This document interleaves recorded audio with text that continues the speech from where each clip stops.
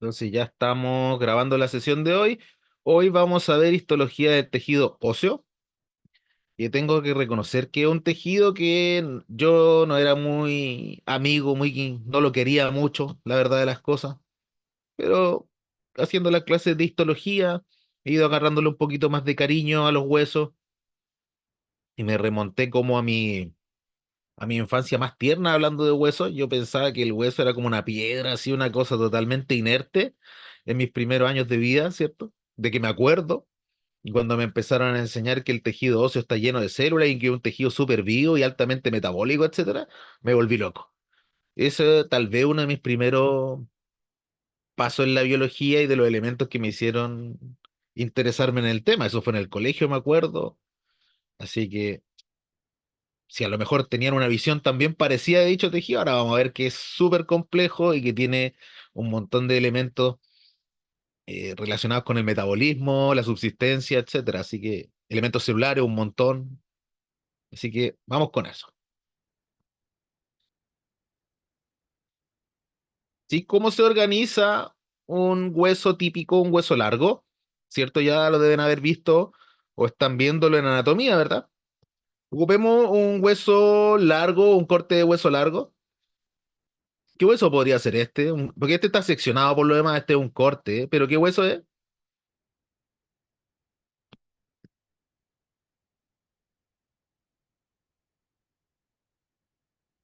No paso lista, así que no se preocupen.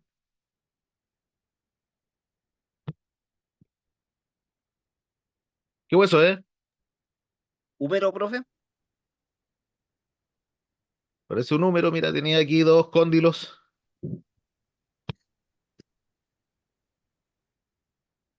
Yo no estoy seguro que sea húmero. Fémur, profe. Para mí es un fémur ese. O Sí, fémur. sí, sí, pues un fémur. Tienen la cabeza acá, ¿verdad? Y tienen dos cóndilos y la tróclea. O sea, para mí es un fémur, ¿verdad? Entonces, Tiene el trocánter arriba. ahí está. Trocánter acá y el trocánter más chiquitito que tendría que estar por aquí, ¿sí? De acuerdo. Entonces, sí vieron huesos, súper. Entonces, sabemos que los huesos están en su extremo o el extremo más distendido, dilatado del hueso, que son los extremos que se denominan epífisis, ¿verdad? Una proximal y una distal. La porción larga o cuello, ¿cierto? Se denomina diáfisis, que es una porción más estrecha, ¿verdad? Y entre ambas se conectan por un segmento de hueso que se llama metáfisis, ¿cierto? Y un hueso en crecimiento tiene un cartílago o una línea de cartílago hialino, ¿cierto? Como vimos el crecimiento endocondral. De aquí viene el crecimiento de los individuos, ¿cierto? El crecimiento del hueso en aposición, es decir, a lo largo. Viene dado por una línea que se denomina línea epifisiaria, que es cartílago que se retiene de este proceso de osificación endocondral. Acuérdense que se retiene el cartílago articular y una línea de cartílago epifisiario, que de ahí es de donde crece el hueso una vez que los individuos nacen hasta que terminan su desarrollo. Eso se le denomina línea epifisiaria o cartílago fisiario, o simplemente fisis. Esa es la fisis, ¿sí? Ahora, el hueso está revestido por tejido conectivo, eso se llama periósteo, lo vamos a ver enseguida.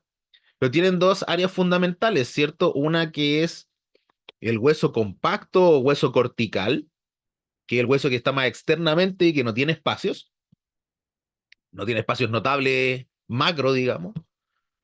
Y en el interior del hueso tienen estructuras como pequeñas espinas o espículas que se van juntando entre sí y que van formando espacios, que dejan espacio para la cavidad medular o el espacio medular. A ese hueso, ¿cierto? Que se forma por estas espículas con tantos espacios, se le denomina hueso esponjoso y que está en el interior de los huesos. El hueso compacto es el hueso grueso, denso, ¿cierto? O hueso cortical. Esa es como la organización normalmente de los huesos y que, bueno, y obviamente están en cada extremo, ¿cierto? Más externo de la epífisis, recubiertos por un cartílago articular que se retiene, ¿cierto? Del proceso de osificación endocondral. Es el cartílago articular el que decíamos que no se repara porque no tiene pericondrio. Ujú. La función del hueso es una función entonces mecánica, es aquella función que te permite hacer palanca con la musculatura y ejercer movimiento, ¿verdad? Permitir el desplazamiento. Eso fundamentalmente dado por los huesos largos de las extremidades. Ujú. Pero también tenemos función protectiva ósea, que viene dado, por ejemplo, por las vértebras que protegen a la médula espinal. Tenemos las costillas, ¿cierto?, que protegen los órganos torácicos. Tenemos el cráneo que protege el cerebro.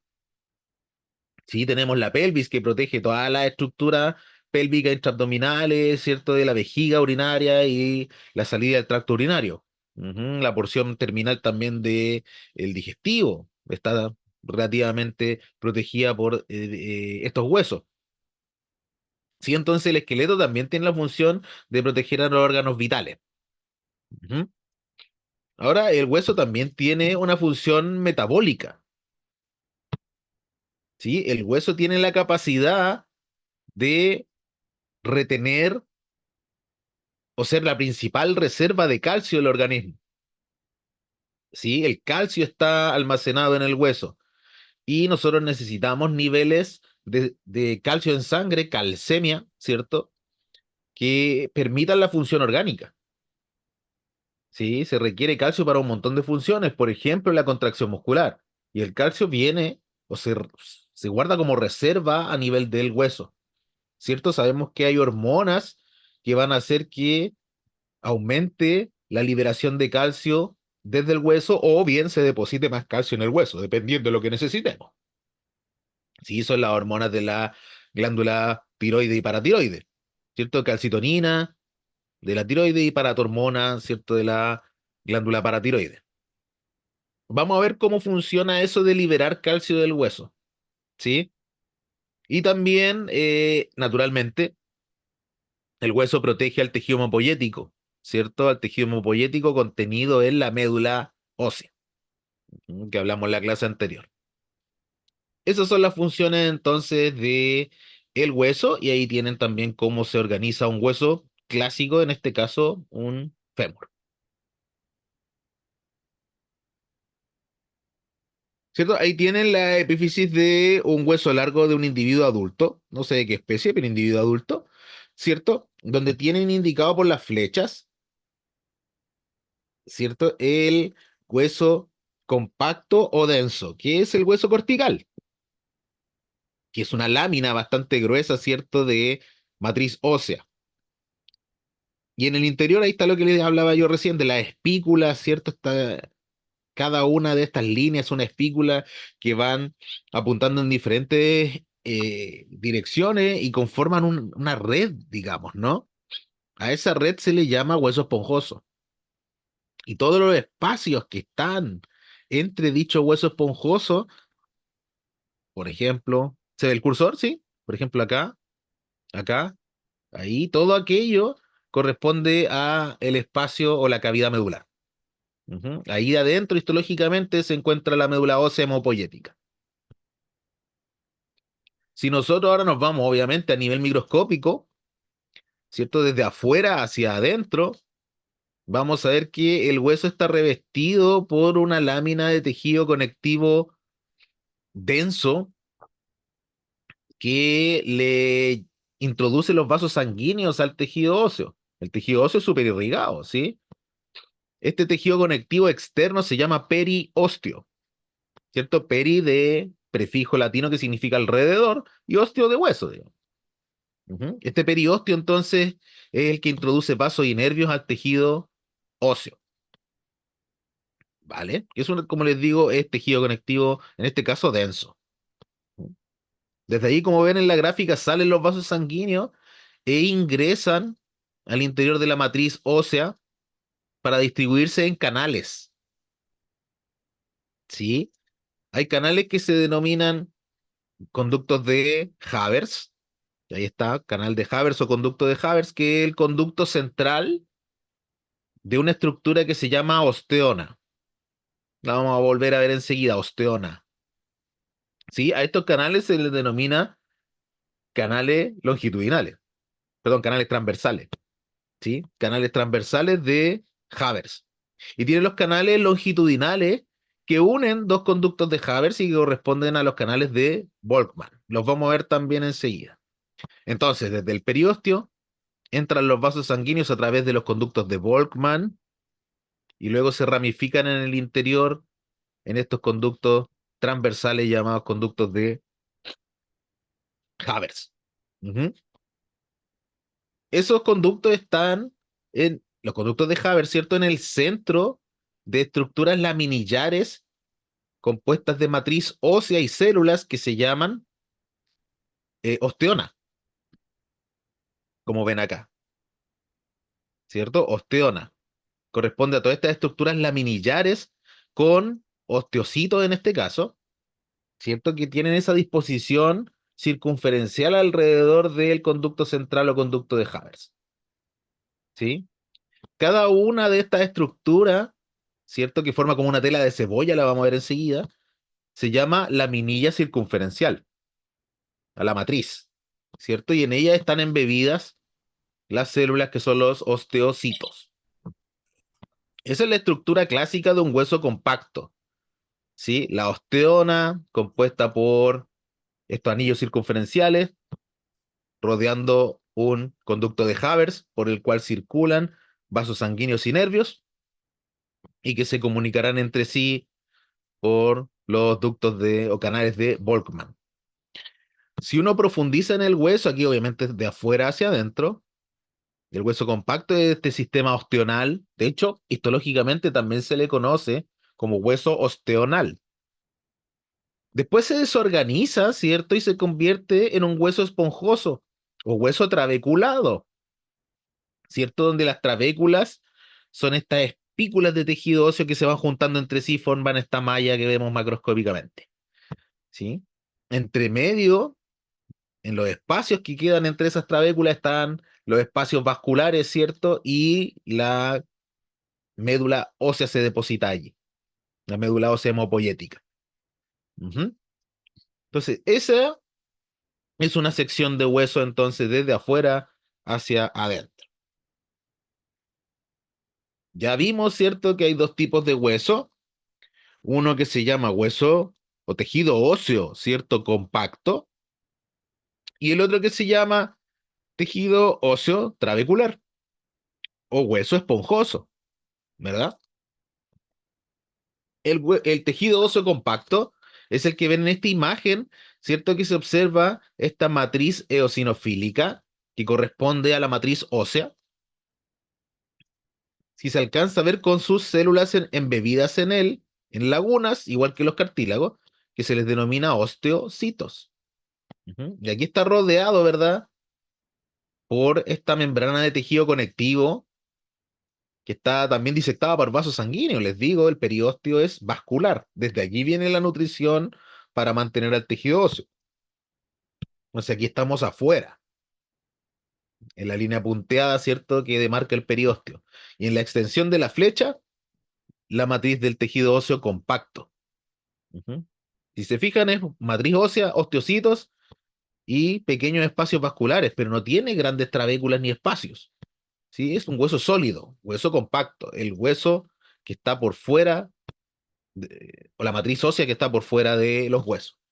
Si nos vamos hacia el interior de este mismo hueso, nos vamos a encontrar con esta matriz ósea distribuida en espículas, ¿cierto? Que apuntan en distintas direcciones y tienden a fusionarse. ¿Sí? A eso corresponde entonces el hueso esponjoso. Y entre medio tienen todo este tejido, ¿cierto? Que corresponde a médula ósea hemopoyética y que parece ser de un individuo adulto.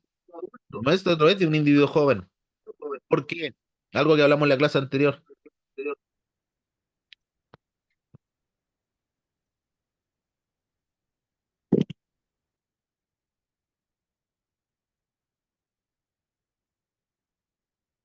¿Por qué? ¿Qué tejido ven ahí abundante en la médula ósea?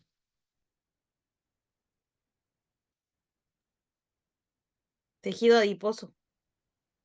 ¿De acuerdo? ¿Cierto? Se ve tejido adiposo. Entonces, los pacientes o los individuos con mayor edad acumulan mayor cantidad de tejido adiposo en la médula ósea. Lo hablamos en la sesión anterior. Entonces, todo esto es tejido adiposo. Eso es una médula ósea más bien amarilla o blanca, ¿verdad? Entonces, hueso trabecular, ahí está la matriz ósea, ¿verdad? Que es eosinofílica, trabeculada o espiculada, que tiende a fusionarse, y lleno de espacios. Si veo mucho espacio, mucha célula entre medio, eso es un hueso esponjoso, o un hueso trabecular. Si veo puro hueso denso, eso es hueso compacto. Esa es la forma de diferenciarlo en sencillo.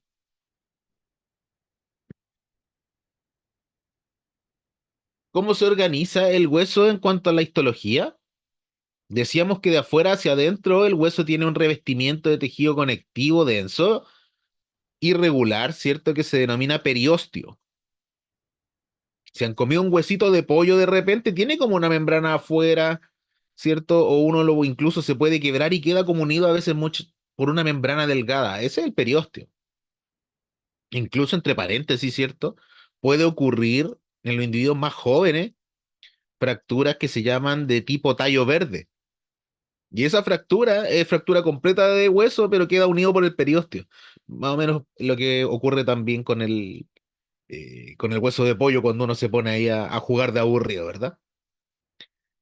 Ese tejido conectivo denso y regular corresponde obviamente a colágeno tipo 1, y las fibras de colágeno van a penetrar la matriz ósea, ¿cierto? En algunas partes para unirse con el hueso, porque si no, el periósteo estaría como flotando allí, ¿no? Tiene que estar adherido a la porción más externa del hueso cortical. Y eso se produce mediante unas fibras que nacen, ¿cierto?, del periósteo para pegarse, para introducirse dentro del hueso y quedar allí. Esas fibras se llaman fibras de Charpey y que mantienen al periósteo unido en su lugar. Si no existieran, el periósteo saldría fácilmente a cualquier estímulo. Ujú. Decíamos que el hueso compacto se compone entonces de un sistema laminar o laminillar, ¿cierto? Situado alrededor de un conducto de Havers, este conducto vascular. Sí, tenemos, lo vamos a ver creo que también enseguida, laminillas que son circunferenciales, que son estas que están alrededor del Havers, y si se fijan, hay laminillas que están entre medio, que no corresponden, por ejemplo ahí, que no corresponden directamente a una osteona, sino que quedan entre medio. ¿Sí? A esas que quedan entre medio se les denomina laminillas intersticiales. Y esas quedan entre medio porque el hueso es un tejido que se va remodelando constantemente. Ujú. Sí, siempre les digo el mismo ejemplo. Si han visto la mano de un boxeador o de un peleador de MMA, por ejemplo, van a ver que tiene los dedos sumamente gruesos. Y eso pasa porque esos individuos al golpear, cierto, el entrenamiento, al golpear puños regularmente, tienen pequeñas fisuras en los huesos que si leyeron el material previo a la clase, eso se denomina microcracking o microcraqueo, ¿cierto? Microcracking. Y eso va a llevar a remodelación ósea. Hay células encargadas de remodelar el hueso y hacer lo que se vaya engrosando, para darle más estabilidad a ese hueso que está siendo constantemente golpeado, ¿sí? Y allí, cuando se producen nuevas osteonas, se van a ir eliminando otras, como ven ahí. Y en esos espacios es donde van a quedar estas laminillas intersticiales, que básicamente son reflejo de una osteona antigua que fue eliminada y remodelada. ¿Mm? Y tienen el sistema de conductos, ¿cierto? El central de la osteona, que se denomina conducto de Havers, como les digo, por allí pasan vasos y nervios que nutren al tejido por difusión, las células se nutren por difusión desde ese conducto. Vamos a ver con mayor claridad la estructura de la osteona y los ductos de Havers para que se entienda mejor. Y los conductos de Volkmann, que son los conductos que unen a los Havers entre sí, ¿cierto? Que decíamos que son los conductos transversales. Y aquí tienen el hueso entonces esponjoso maduro, ¿cierto? En cuyo espacio o en el espacio que van dejando está la cavidad medular.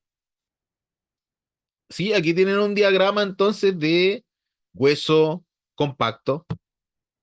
¿Mm? De nuevo, desde el área externa, ¿cierto? Tienen el periósteo, tejido conectivo, irrigado, y eso es lo que se grafica aquí, ¿verdad? Y que se introduce vía conducto de Volkmann, ¿cierto? Y luego se ramifica en el interior de la osteona en el conducto de Havers, ¿sí? Alrededor entonces del ducto de Havers se forman las laminillas de matriz ósea. ¿Y quién las forma? Las células que están en este espacio, ¿cierto? Que cuando forman huesos se llaman osteoblastos y una vez que están embebidas en la matriz, como en el caso que estamos viendo acá, ¿cierto? Están los espacios donde están las células, se les denomina osteocitos y están ubicados en este espacio que se llama laguna. Sí, aquí tiene una osteona, ¿cierto? Separada para que la vean que se conforma por múltiples anillos o laminillas circunferenciales. ¿Mm? El hueso o la matriz ósea que está pegada al periósteo, más cercana al periósteo, más externa, se denomina sistema circunferencial externo o laminilla circunferencial externa. Y la última sección de este tejido, ¿cierto? Se denomina laminilla circunferencial e interna. Y están revestidas también por un tejido conectivo, ¿sí? Que se denomina endostio, dentro del hueso, del prefijo endo, ¿cierto? Adentro, y osteo de hueso, endostio. Vamos a ver las funciones de esas envolturas de tejido conectivo, tanto externa como interna, pero tiene que ver con la nutrición del hueso y además tiene que ver con la presencia de células osteoprogenitoras, estas células madre que van a dar origen a nuevas células para ir remodelando el hueso. Ujú. O Profe, hacerlo crecer, depende. Dígame. entonces el endoostio es Exacto, el tejido endostio conectivo interno. interno, sí, que está revistiendo al sistema circunferencial, ¿cierto? Interno. Ay, gracias, profe. Vamos a volver al tejido conectivo. Cosa fundamental, ¿qué diferencia al hueso, ¿cierto?, de otros tejidos? Porque, por ejemplo, verán que el mayor componente de la matriz, ¿cierto?, del tejido óseo corresponde a moléculas de colágeno tipo 1, que el mismo tejido, ¿cierto? La misma proteína básicamente que conforma la dermis y que conforma otros tejidos. Entonces, ¿cuál es la diferencia, ¿cierto? De que el hueso contiene colágeno tipo 1 principalmente, en que tiene la capacidad de interactuar con proteína y mineralizarse. La mineralización de la matriz ósea es lo que lo hace diferente de los otros tejidos conectivos. Entonces, esta matriz ósea, que cuando está madura está mineralizada, se compone de material inorgánico y componente orgánico. ¿Sí? La matriz orgánica, es decir, el colágeno tipo 1 y otras cosas más que vamos a ver, corresponde a un 35% del tejido, mientras que el componente inorgánico es mayoritario y compone un 65% de la matriz. Me están llamando por teléfono, denme un segundito, por favor.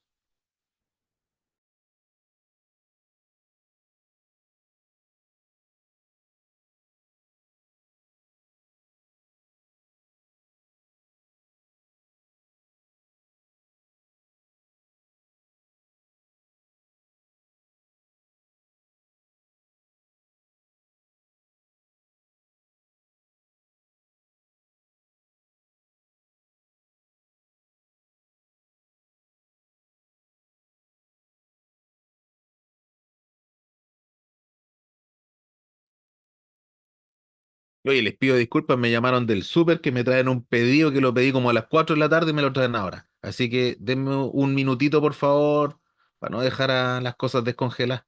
¿Ok? Vuelvo enseguida, les aviso, ¿vale? Perdón. Dele, profe, vaya nomás. Ok.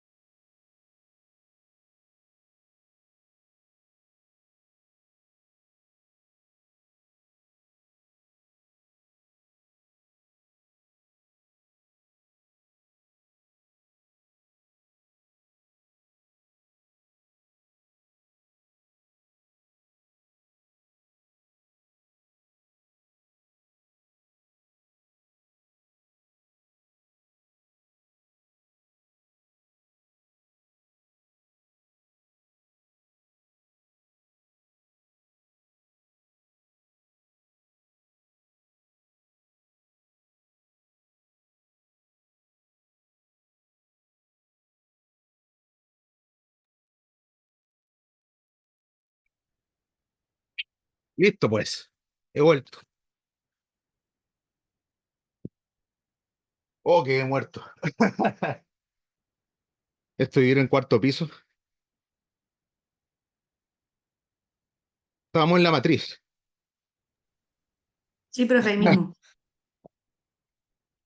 Vale. Entonces continuamos grabando, ¿vale?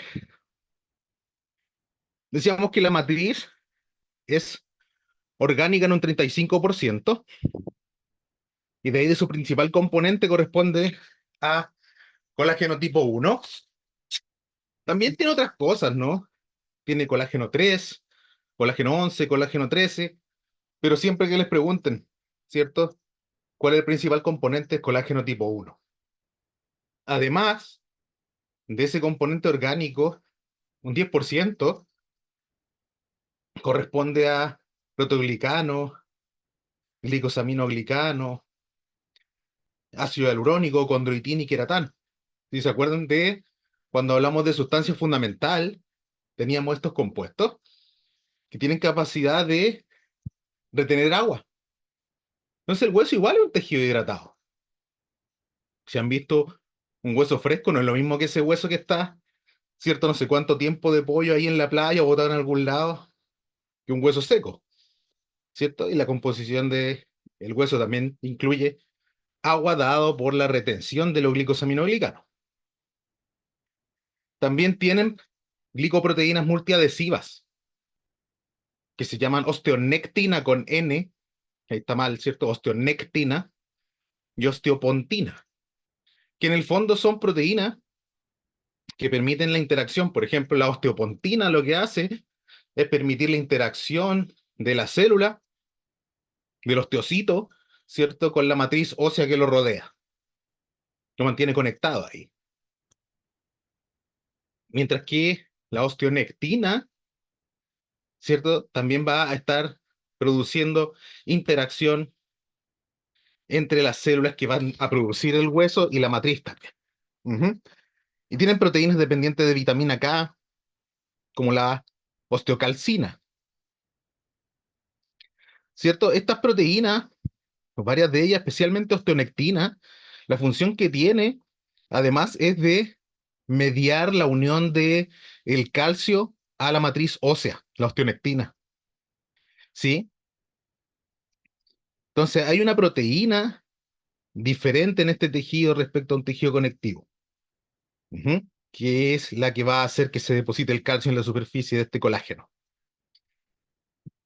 Y el componente inorgánico, ¿cierto? Corresponde a cristales de hidroxiapatita, o una sal, ¿cierto? Que ven ahí la fórmula, ¿cierto? Que básicamente es un isómero de fosfato de calcio.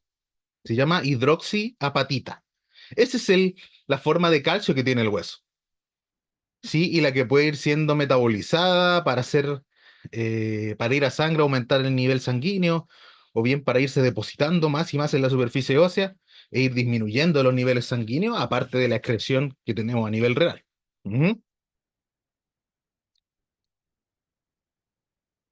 Esos son los componentes fundamentales de la matriz. ¿Vale? Ahora, ¿qué células componen el hueso?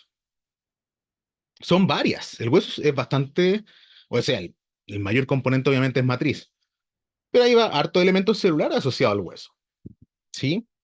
Uno de ellos es la célula osteoprogenitora o célula osteogénica, que ya la hemos mencionado anteriormente como células troncales o stem cells indiferenciadas, ¿cierto? Que habitan en la porción interna del periósteo, en la cara interna del periósteo. Entonces, estas células son las que migran, se dividen y se diferencian a células óseas cuando son requeridas. Por ejemplo, si uno tiene una fractura, espero que nadie la haya tenido, yo nunca me he fracturado, pero espero que nadie la haya tenido. Si la tienen, saben que se forma un callo y que eso se tiene que ir reparando en el tiempo, se tiene que unir el hueso, en fin, ¿no?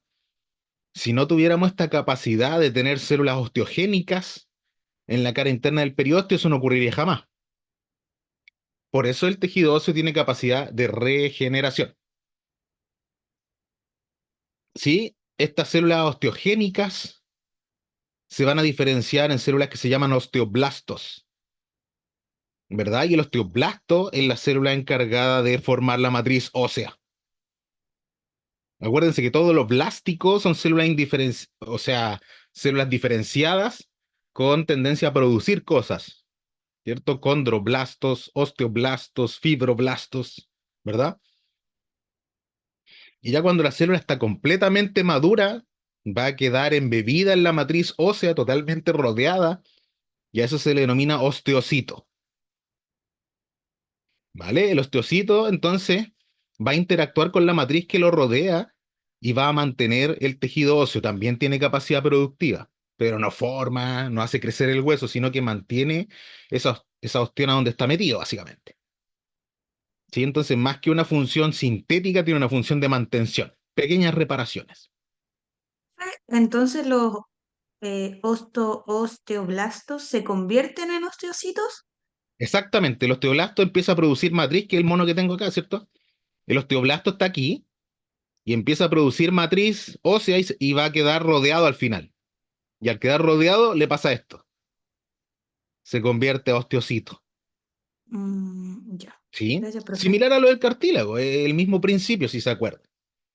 Y aquí tenemos una célula que es muy pobremente presente en el cartílago, casi no se describe, pero que sí en el hueso es mucho más presente y tiene una importancia bastante clara, que es el osteoclasto, con C, osteoclasto. ¿Sí? Clástico significa destructivo, ¿sí? El osteoclasto son células que van removiendo el hueso y permiten la remodelación. Estas son las que tienen receptores hormonales en su superficie y son capaces de responder a la necesidad de remover calcio. Si le llega la señal para remover calcio, esta célula se activa, degrada matriz ósea y libera calcio hacia la sangre. Esa es la encargada, el osteoclasto. También cuando tienen las fracturas óseas, ¿cierto? Como les decía, se forma un callo, hueso irregular, ¿cierto? Eso va siendo remodelado por los osteoclastos hasta volver a una forma normal o relativamente normal o funcional del hueso. Y eso puede demorarse mucho. Saben ustedes que una fractura, especialmente de hueso largo, pueden estar, para estar estable, 6, 8 meses. Sí, eso se demora en reparar una fractura completa de un hueso largo. Entonces lo que pasa es lo siguiente, ¿cierto? Imagínense que aquí tienen la cara interna del periósteo, desde el cual se diferencian las células osteogénicas hacia osteoblastos. En la superficie entonces de la matriz o en la superficie de donde vayan a producir matriz, empiezan a depositarse y producen una matriz ósea inmadura, no calcificada aún, que se llama osteoide. Y el osteoide básicamente es colágeno tipo 1, osteonectina y todas esas proteínas, pero sin mineralización. El osteoide no es mineralizado. Luego entonces van a quedar estas células embebidas, metidas, ¿cierto?, dentro de la matriz y se va a producir calcificación de la matriz. Se va a depositar entonces este fosfato de calcio en forma de hidroxiapatita mediado por osteonectina. ¿Sí? Y ahí es donde se va a formar lo que llamamos hueso maduro o matriz ósea calcificada. ¿Sí? Ahora, a diferencia, por ejemplo, de lo que teníamos en el cartílago, ¿cierto? Que las células se, a lo más están en conjunto con 2 o 3 células dentro de un grupo isógeno. Aquí todas las células que están en la matriz ósea o en cada osteona, todas las células de la osteona se comunican entre sí mediante procesos celulares que se llaman o que están ubicados en espacios que se llaman canalículos. Lo vamos a ver también enseguida. Pero tengan presente eso, en los osteocitos no quedan aislados en su matriz, a diferencia del cartílago, sino que aquí tienen espacios que les permite comunicarse entre ellos. Vamos a volver a lo que les estoy comentando cuando miremos unas secciones de hueso por desecación.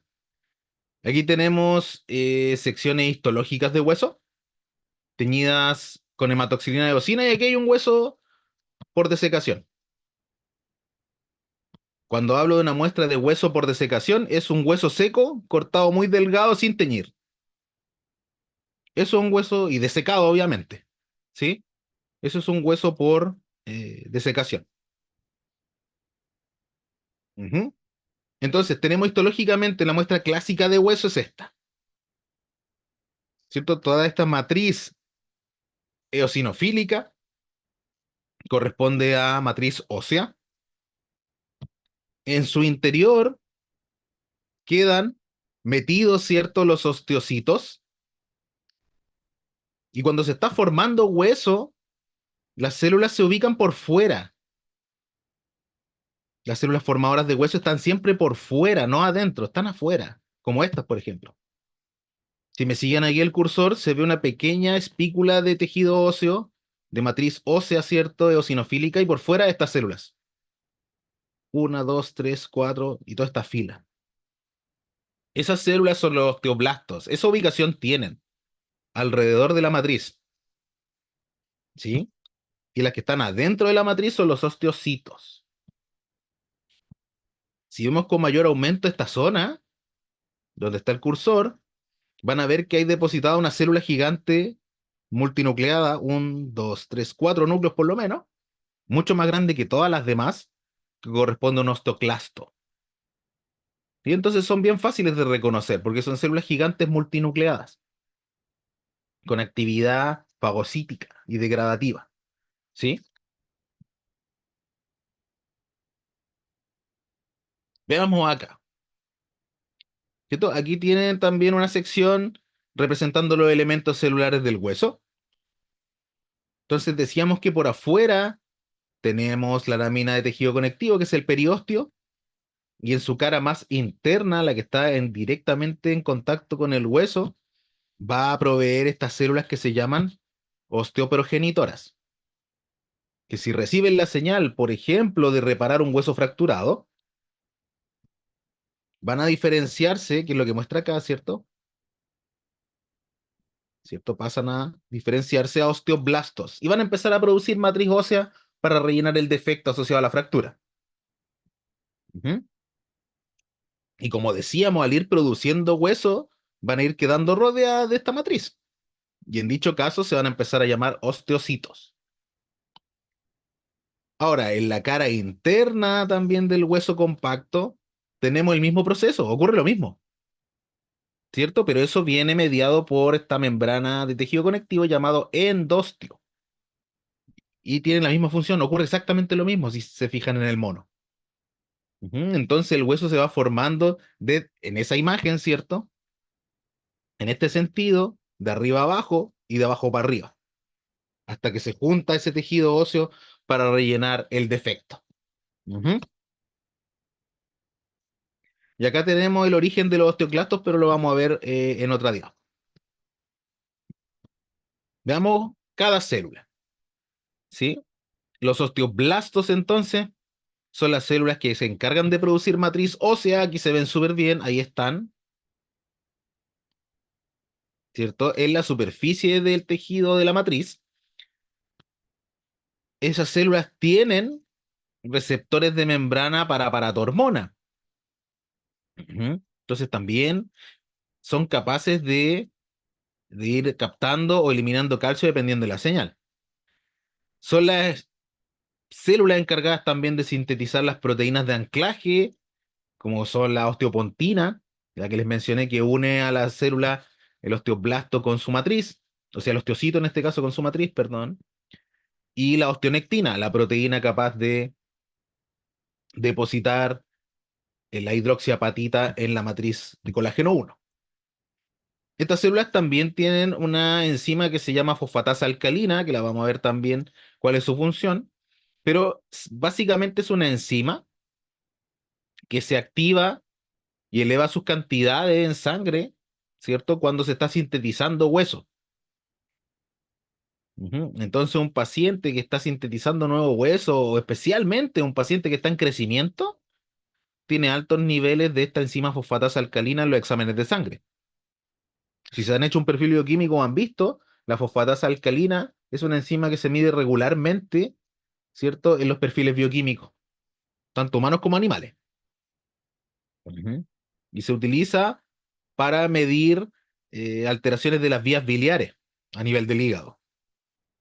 Pero la fosfatasa alcalina tiene varios subtipos y uno de esos es el subtipo óseo.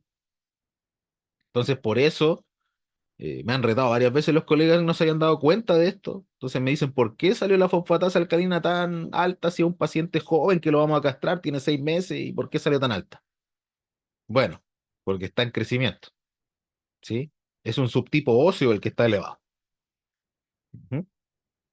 También los osteoblastos tienen la capacidad de sintetizar citoquinas, es decir, estas proteínas que hemos hablado anteriormente, que son capaces de atraer más células dependiendo de la necesidad. Y obviamente es necesario que lo hagan para atraer más osteoblastos en caso de necesitar reparación, por ejemplo. Ujú. Van a estimular a las células progenitoras, osteoprogenitoras, a que se diferencien mediante esta comunicación vía citoquina. Tienen factores de crecimiento, ¿cierto? Proteínas que estimulan el metabolismo, ¿cierto? Y son capaces también de producir glicosaminoglicano y proteoglicano, que son los encargados, ¿cierto? Ya sabemos, de retener agua en el tejido. ¿Mm? En la imagen tienen una trabécula ósea, ¿verdad? Tenía en ese caso de azul porque está con otro colorante, ¿vale? Que es un colorante que se llama maloriazán, ahí está indicado, ¿sí? Lo azul corresponde a la matriz ósea y se puede ver con mucha claridad los osteocitos embebidos en el interior y los osteoblastos que corresponden a estas células alrededor de la matriz. Son células que son de morfología relativamente cúbica, ¿cierto? Y cuando están más activadas pueden verse un poquito más grandes. ¿Sí? Cuando están sintetizando activamente huesos se ven más grandecitas. Ujú. Corresponden entonces esta imagen o lo que indica la flecha a osteoblastos. ¿Ven? Ahí tienen la diferencia con el osteocito, que es la célula que está embebida dentro de esa matriz eosinofílica que ven en la imagen. Y viven en un espacio virtual, ¿cierto? Que se llama laguna, igual que lo que veíamos en el tejido cartilaginoso. Ahora el osteocito, y aquí también me voy sorprendiendo siempre, es una célula que vive mucho tiempo metida en el osteocito. O sea, en la matriz, perdón. Pueden vivir hasta 10 años dentro de la matriz ósea, sin recambiarse. Ujú. Y sin tener capacidad mitótica por lo demás, no lo tienen. Las células blásticas tienen capacidad mitótica, los osteocitos no. Entonces ahí vienen las preguntas, ¿cierto? ¿Cómo puede sobrevivir tanto tiempo si está rodeada de matriz ósea? Profe, disculpe, ¿Sí? quizá muy básica la pregunta, pero ¿a qué No, se dale. refiere con mitótica? ¿Qué hacen mitosis? Que se pueden dividir. Ah, ya, ya. Gracias, profe. No, está bien, pregunten siempre, está bien.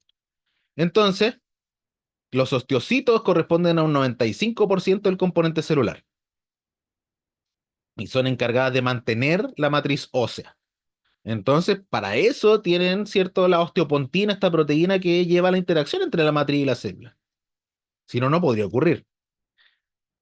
Ahora, cuando uno ve un hueso por desgaste, que ese es el nombre técnico, ¿cierto? Un hueso por desecación o desgaste, vamos a ver que estas células tienen, o en la matriz existen espacios que se llaman canalículos, por donde estas células emiten proyecciones citoplasmáticas que se denominan pseudopodios y que ya hacen que las células se comuniquen entre sí, todas se tocan entre sí. Sí, es como unir los dedos de las manos, básicamente, donde las palmas corresponden a la célula y las proyecciones citoplasmáticas corresponden a los dedos. Una mano frente a la otra y cada dedo tocándose. ¿Sí? Más o menos así es como se disponen los osteocitos en realidad en esta matriz. Esa comunicación entre ellos y con el conducto de Havers es la que permite la sobrevivencia tanto tiempo de estas células. Ujú. Y obviamente esas uniones que tienen ahí van a ser uniones comunicantes, gap junctions, ¿verdad? Donde las células se traspasan agua, información, moléculas de crecimiento, de autoestimulación. Ujú. Aquí tiene una hermosa muestra y nosotros en el laboratorio, en la U, tenemos una muestra hermosa de este tipo. Ahí fue donde le empecé a agarrar cariño al hueso. Nunca he sido muy amante, pero esta muestra es la que me ha devuelto el amor por el hueso. Esto es un hueso por desgaste, como les digo, donde van a ver los espacios donde debieran estar las células. Obviamente, al hacer ese desgaste o desecación, sin ningún tipo de fijación ni coloración, no hay células después. ¿verdad? Entonces quedan los espacios, las lagunas donde debieran haber células que nosotros veríamos si la muestra hubiera sido fijada en formol y teñida con hematoxilina de eosina u otro colorante. Entonces, tienen claramente, ¿cierto?, conductos centrales alrededor de los cuales se disponen laminillas, ¿sí? Cada uno de estos conductos centrales es un conducto de Havers. Y tienen estos conductos que comunican un Havers con otro, que aquí se nota muy bien, ¿verdad? Aquí se nota muy bien, que corresponden a los conductos de Volkmann, ¿sí? Son conductos vasculares, básicamente. A ver si tengo una foto más adelante. Sí. Ahí tienen conductos de Havers, que si tuviéramos el tejido vivo, por ahí pasan vena, arteria y paquetes nerviosos. Y desde aquí, desde este espacio, es donde difunde las moléculas que van a darle nutrición a los osteocitos. Si se fijan, tenemos aquí el espacio donde está un osteocito y tenemos estas líneas. ¿Las ven estas líneas chicas que están en la matriz como pequeñas rupturas, entre comillas? No son rupturas, pero dan esa impresión como cracks, ¿no? Si se fijan, estas van apuntando, en este lado por lo menos, hacia el conducto de Havers. Entonces, estas estructuras, ¿cierto? Que se llaman canalículos, cada uno de ellos, son las que se comunican con el Havers. Y desde allí difunde entonces la glucosa y todos los nutrientes necesarios hacia la célula. Ujú. Y las células que están más alejadas, ¿cierto? También tienen estos canalículos y si se fijan, se están conectando entre sí. Entonces ahí es donde se traspasan nutrientes y van manteniéndose vivas. Aquí se nota muy bien una laguna donde debían estar las células, ahí una laguna, y desde ella saliendo un montón de espacios que corresponden a canalículos. Por ahí es que las células emiten estas proyecciones citoplasmáticas y que hacen contacto entre ellas. Muy notable, por ejemplo, entre estas tres que están acá. Ahí, ahí y ahí. ¿Verdad? Esas se comunican claramente. ¿Sí? Entonces esa es la forma en que estas células se mantienen y llegan a vivir tanto tiempo. ¿Sí? Por difusión entonces de los conductos de Havers y por comunicación mediante gap junctions o uniones comunicantes. ¿Sí? Esa es la forma entonces en que las células viven. Ahora, ¿de dónde sale el osteoclasto? Porque es una célula totalmente diferente, ¿no? Entonces esta célula, como les decía, tiene capacidad de fagocitar. Por lo tanto, su origen viene de un precursor mieloide granulocítico monocítico. ¿Sí? Monocítico acuérdense que es el precursor de las células con actividad fagocítica, monocitos, macrófagos y en este caso osteoclastos. Aquí me voy a ir un poquito más en la profunda por cosas que normalmente he mencionado. He mencionado en algunos casos que las células reciben información, ¿cierto? O reciben estímulos para hacer que se diferencien en un u otro tipo celular. Eso lo hablamos cuando hablamos de conectivos, ¿cierto? Que decíamos que una célula mesenquimática se puede diferenciar a condrocito, a condroblasto, osteoblasto, etcétera. Y que recibía señales del medio interno, ¿cierto? Para ver en qué se diferenciaba. Lo vimos en sangre también, cuando la célula mesenquimática hemopoyética recibía algunos estímulos, ahí se iba a diferenciar en eritrocito, neutrófilo, linfocito, ¿sí? Pero nunca hablo de qué estímulos son. Ahora hablemos un poquito de qué estímulos son. ¿Sí? La célula precursora osteoclástica, perdón, con C, debe recibir moléculas estimulantes que la van a hacer entender que debe convertirse en osteoclasto y no en otra cosa. ¿Sí? Esas moléculas, por ejemplo, hay una que está presente en las células de la médula ósea, que se llama célula estromal, creo que también hablamos de esas células estromales, o reticulares también. Esa célula, si entra en contacto con el precursor osteoclástico, va a desbloquear rutas metabólicas que van a llevar a su diferenciación. ¿Cómo lo hace? Porque tiene en su membrana una molécula que se llama RANKL, o ligando de RANK, ¿sí? Y resulta que RANK es un receptor de membrana de los osteoclastos. Si se unen esas dos moléculas, ¿cierto? El receptor RANK con RANKL o ligando de RANK, ¿cierto? La célula entiende y dice, ah, tengo que convertirme en osteoclasto. Y esa interacción lleva a ese cambio. Además, van a estar recibiendo interleuquinas, una molécula citoquina que se llama factor de necrosis tumoral y otro que se llama factor de crecimiento estimulante de colonia monocítica, que también es una señal que lo va a llevar a diferenciarse, ¿sí? Entonces son moléculas básicamente e interacciones que le hacen entender a la célula que debe convertirse, ¿cierto?, en un osteoclasto. Ujú. La interacción principal, ¿cierto? El factor estimulante de colonia y la unión de RANK con su ligando. ¿Cómo identifico un osteoclasto en el tejido? Ahí están, ¿cierto? Células muy grandes, multinucleadas, que están también en la superficie del hueso. Si decimos que la función que tiene es remodelar la matriz, tiene que estar puesto en la superficie de la matriz, ¿sí? Para que lo tengan presente cuando lo busquen. Aquí, ¿qué hace, cierto, el osteoclasto? Va degradando la matriz ósea. Ujú. Aquí está en un espacio incluso, ¿cierto?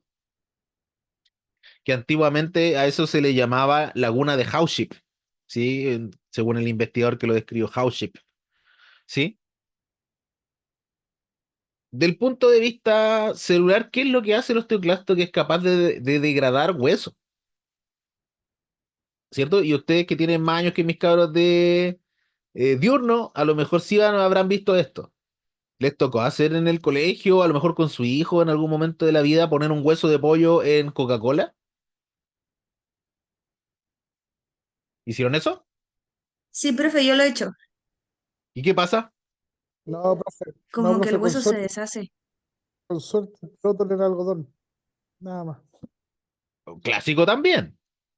Junto con poner el hueso en Coca-Cola, que es el otro clásico. O en vinagre, también funciona. ¿Qué es lo que pasa, me decían?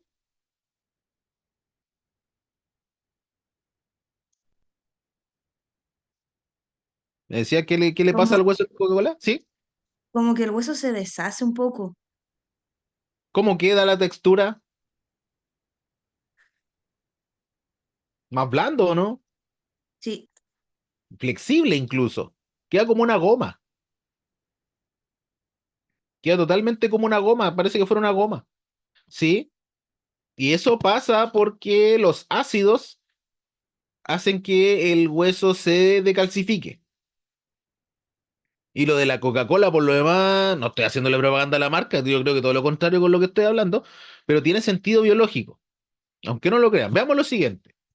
Resulta que si el osteoclasto debe degradar hueso, recibe la señal, ¿cierto? O debe remodelar porque hay alguna lesión, lo que hace es pegarse a la superficie, ¿cierto? Mediante la interacción también molecular con la superficie del hueso, ¿sí? Con receptores de integrina, por ejemplo,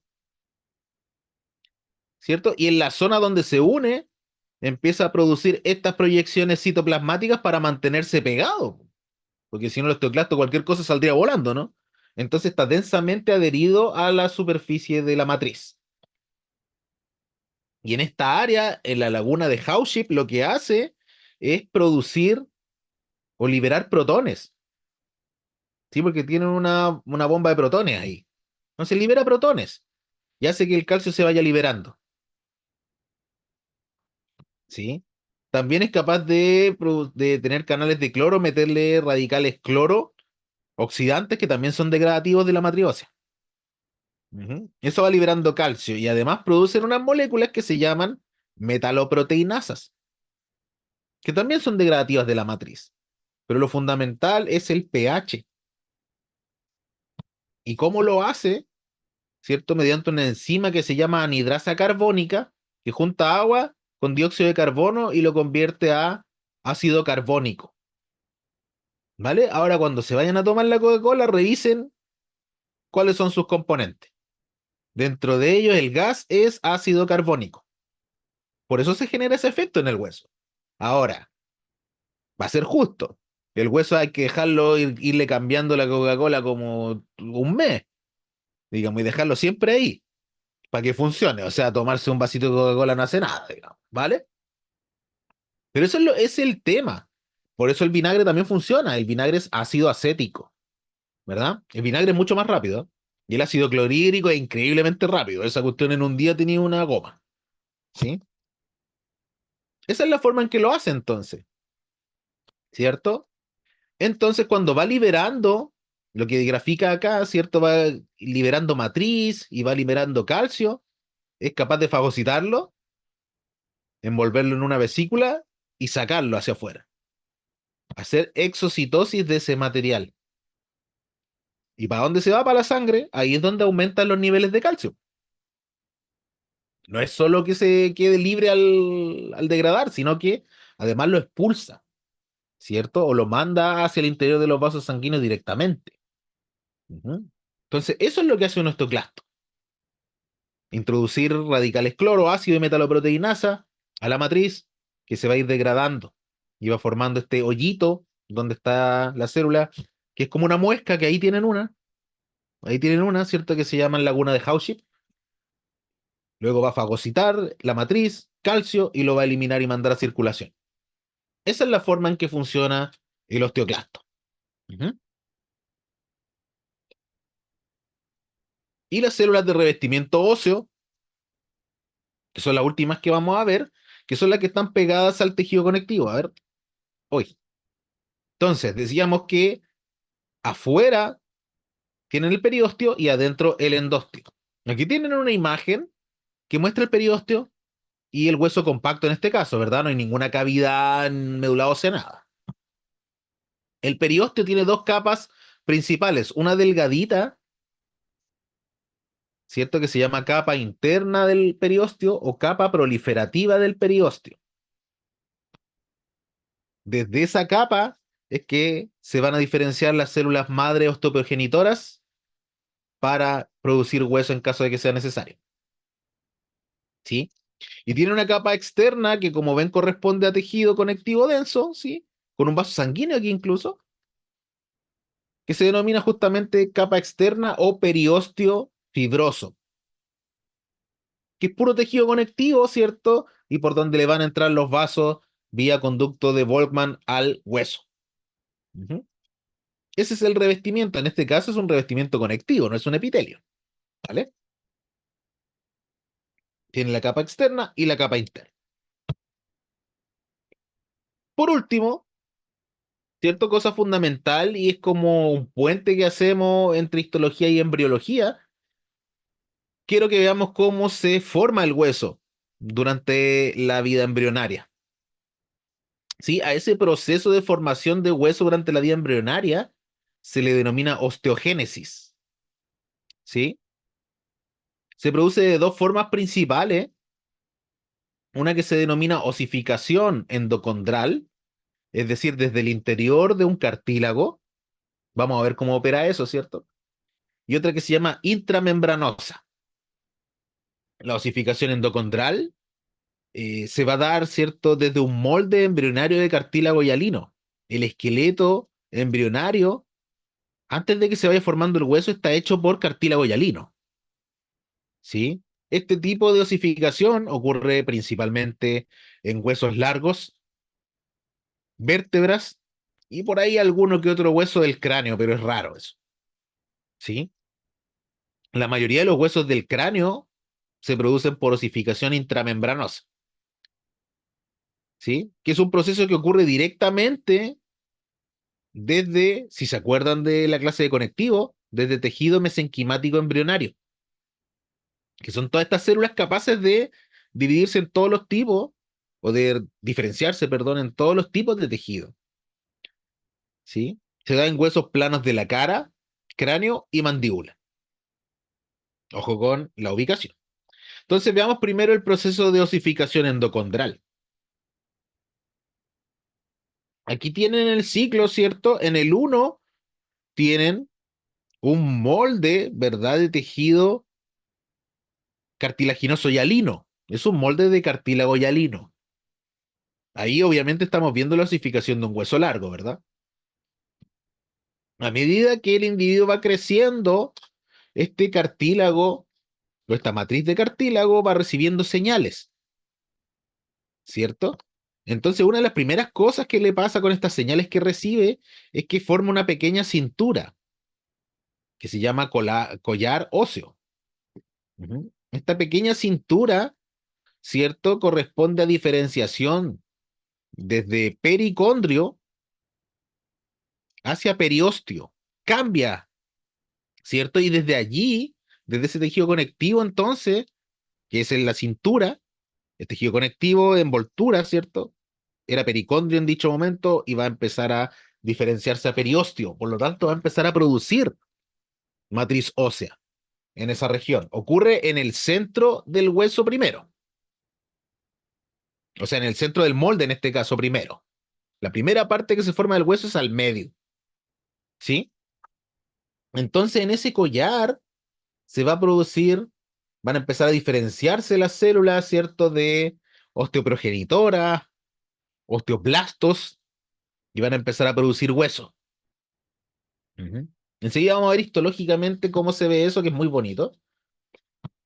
Y decíamos entonces que este tejido conectivo del collar o la cintura, ¿cierto? Es periósteo, en este caso, ya cambió a periósteo.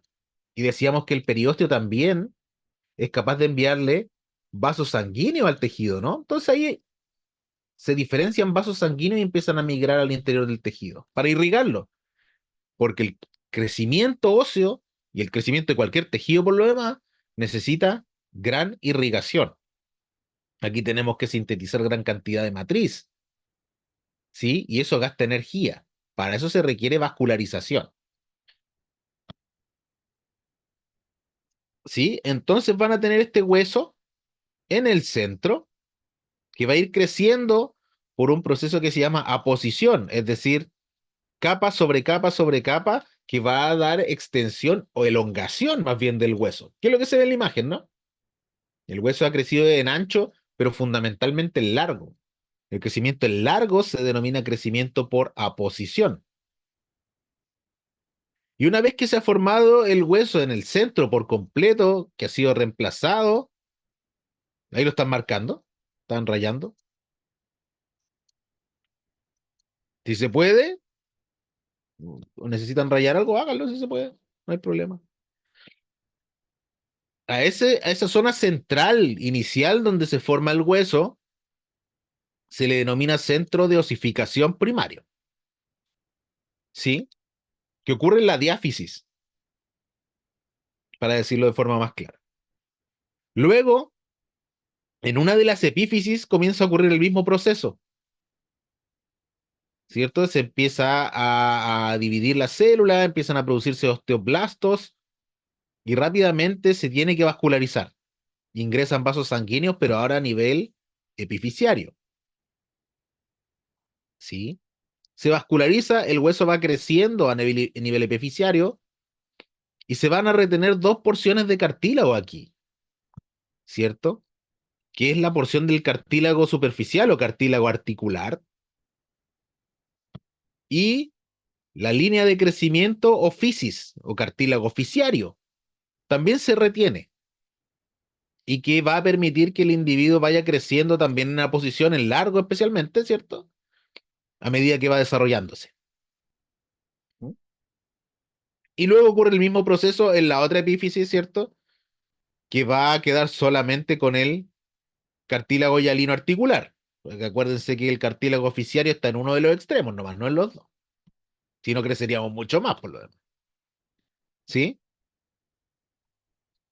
Y al final, cuando el individuo ya está maduro, ya ha dejado de crecer, queda una línea, ¿cierto? Donde estaba el cartílago que finalmente termina por osificarse. ¿Cierto? Esa es la línea de crecimiento, cartílago de crecimiento. Y cuando se osifica por completo, que se dice que es como una cicatriz, no es una cicatriz, es un reemplazo por hueso, se denomina línea epifisiaria. Y ese es el individuo que ya no crece más.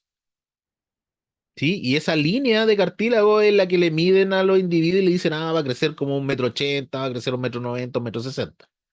¿Sí? Así es como se proyecta el crecimiento de los individuos. Entonces, desde un molde de cartílago hialino, se va a producir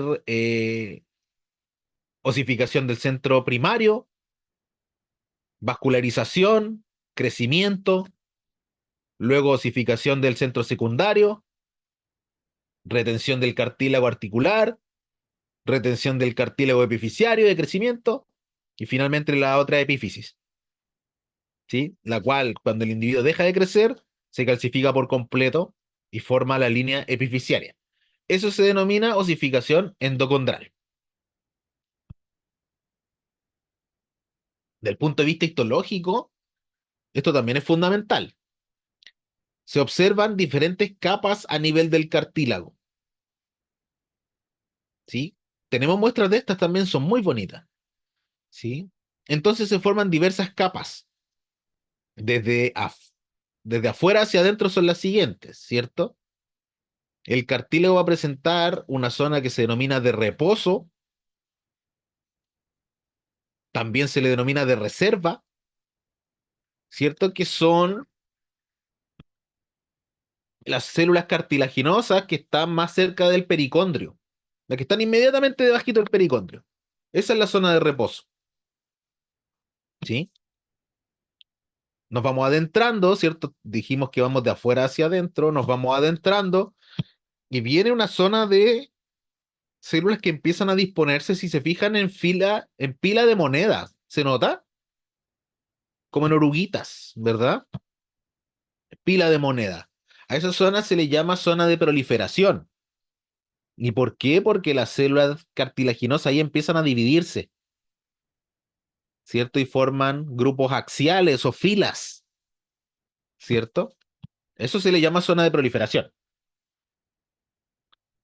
Luego, si se fijan, las células comienzan a, literalmente, esto es así, las células comienzan a hincharse porque empiezan a sintetizar o a guardar mucho más glucógeno, empiezan a acumular agua y las células, ¿cierto? Se ven muy grandes. Las células empiezan a crecer. A eso se denomina zona de hipertrofia del cartílago. Ujú. Y en esa zona de hipertrofia es que la célula se desencadena un proceso que se llama apoptosis. Apoptosis, donde la célula muere. Y lo que va dejando es una matriz, ¿cierto? Que ya se está calcificando en esta zona. De hecho, se llama inmediatamente debajo de la zona de hipertrofia, se llama zona de cartílago calcificado. Ujú. Entonces las células mueren y te van dejando pura matriz cartilaginosa, pero calcificada, como un intermedio entre hueso y cartílago. Cuando llegamos a esa zona, ¿cierto? A esta zona de calcificación es donde le entran los vasos sanguíneos, ¿cierto? Y donde empiezan a diferenciarse desde el periósteo, ¿cierto? Las células osteoblásticas, que van a tomar entonces este cartílago calcificado y van a empezar a producir hueso en dicha zona, ¿sí? A eso se refiere entonces con el modelo de cartílago hialino que lleva al crecimiento u osificación endocondral, ¿sí? Entonces la zona vascularizada, donde ingresan los vasos sanguíneos y donde migran las células para producir hueso, es en la zona de cartílago calcificado. Posterior al cartílago calcificado, donde vemos espículas que ya parecen matriz ósea y están rodeadas por células, no adentro, sino afuera, ¿se nota?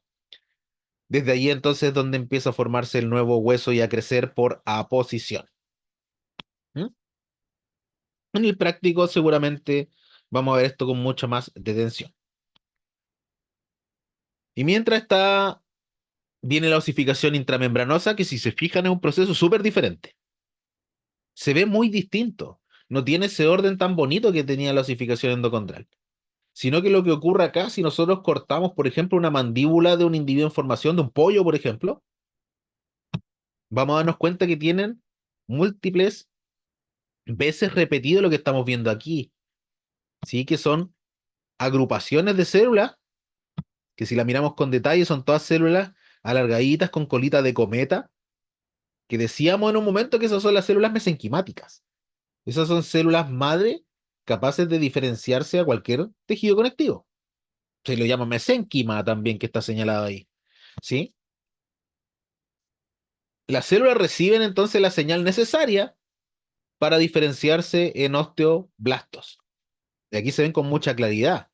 ¿Se fijan que en este caso, como están formando huesos, llegan a ser células cilíndricas? ¿Cierto? Con morfología cilíndrica, ahí se nota, pero muy bonita. Y empiezan a producir matriz. Se juntan y empiezan a producir matriz, ¿sí? Y forman en diferentes partes del tejido que se está osificando. Entonces ese hueso va creciendo no por aposición una capa sobre otra, sino que las capas se están formando en diferentes partes y van a tender a juntarse.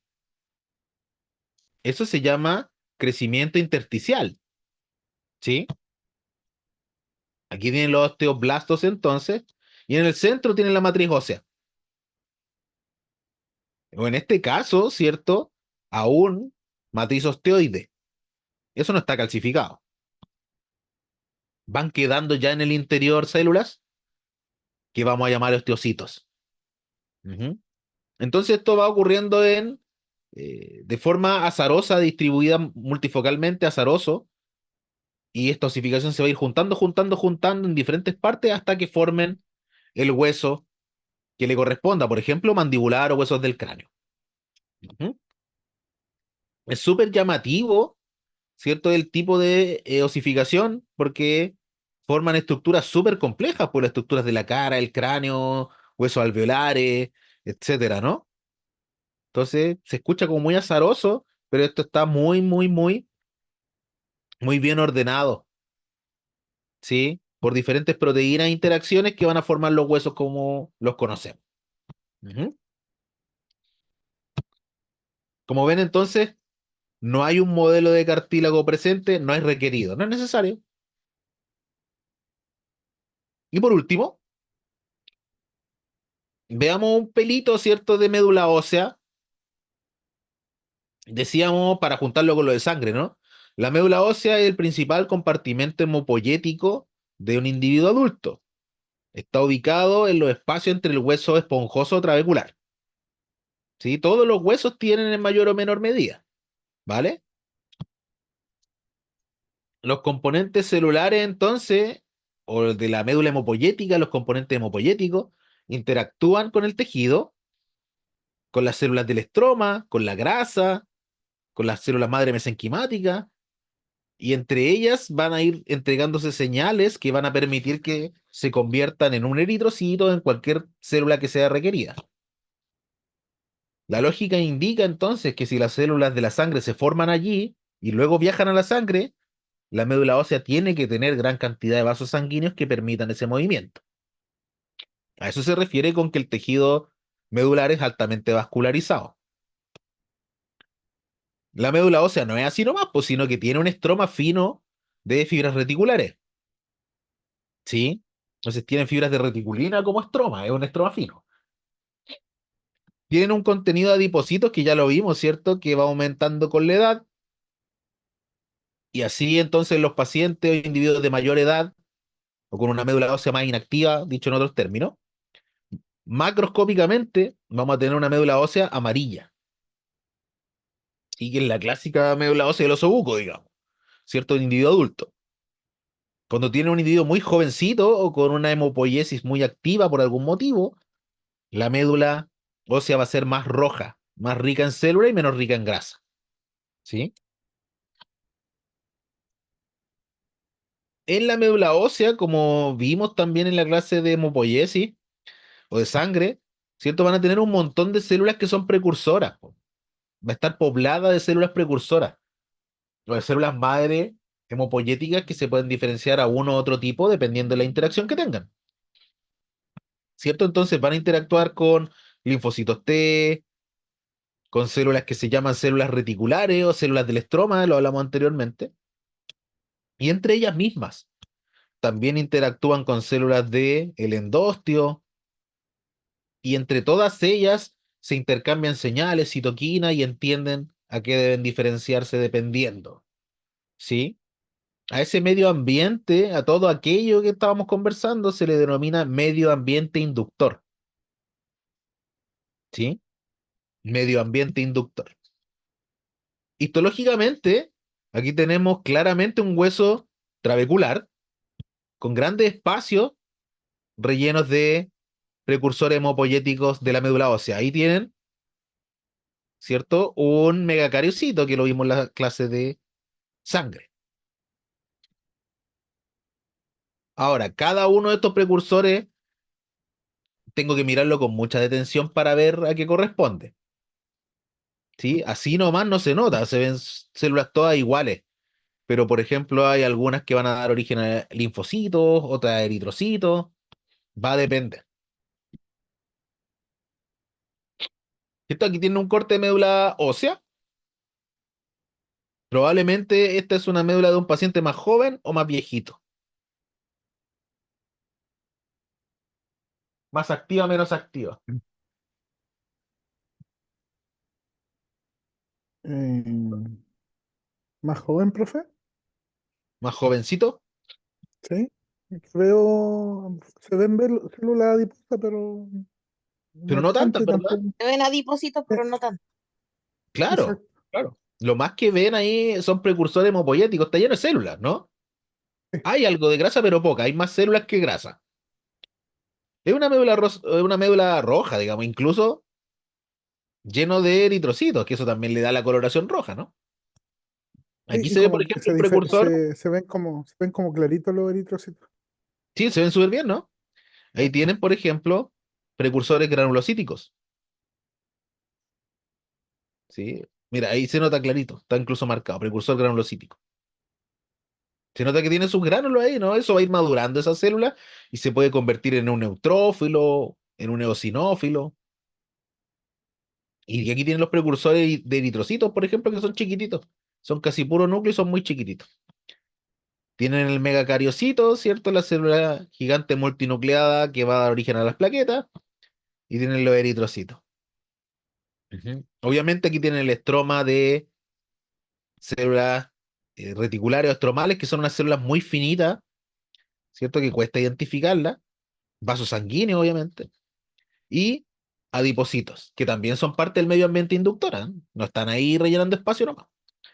Y aquí tienen hueso trabeculado. Un osteocito ahí, un osteocito ahí. ¿Sí?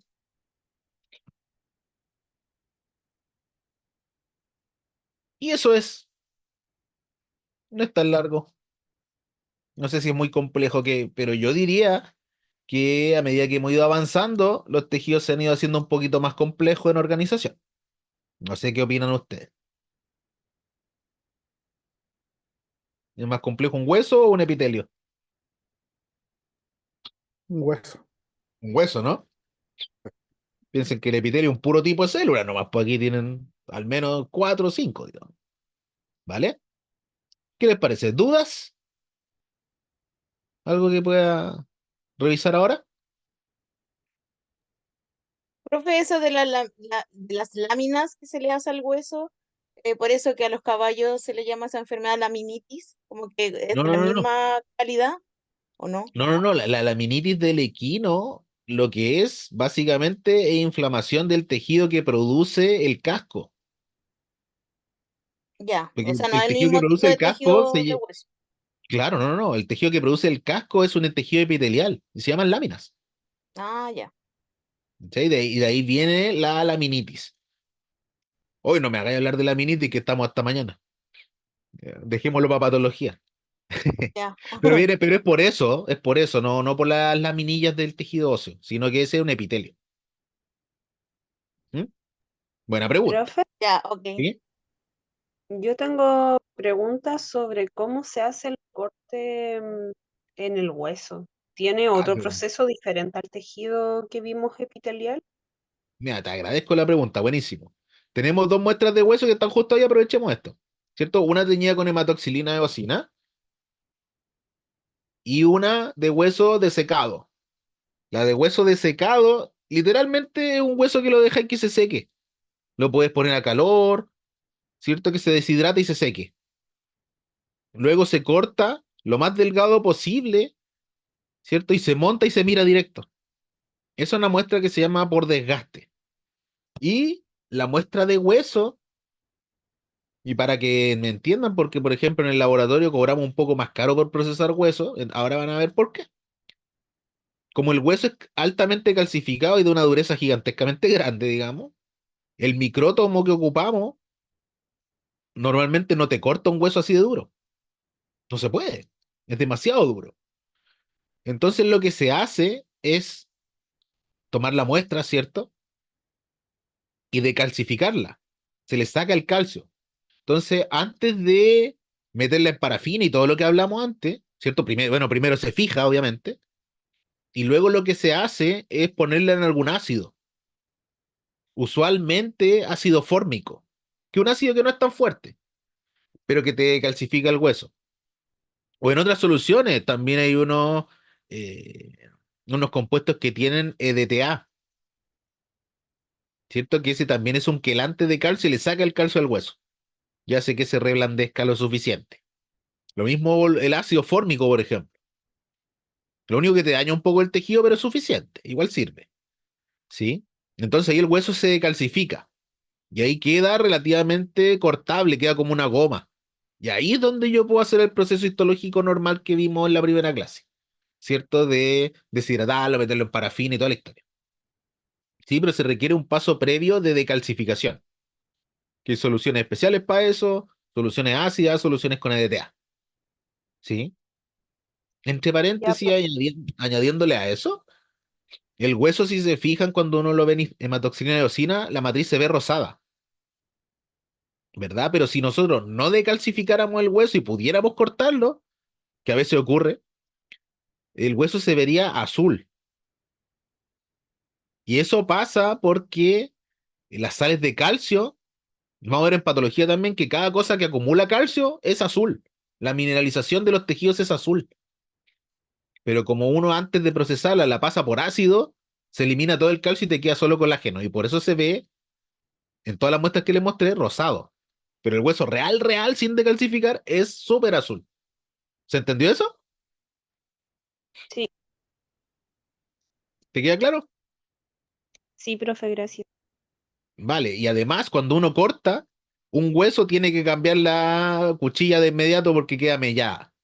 Las cuchillas son caras y por eso el hueso también es más caro de procesar. ¿Duda, muchachos? Buenas preguntas. Qué bueno, me alegra.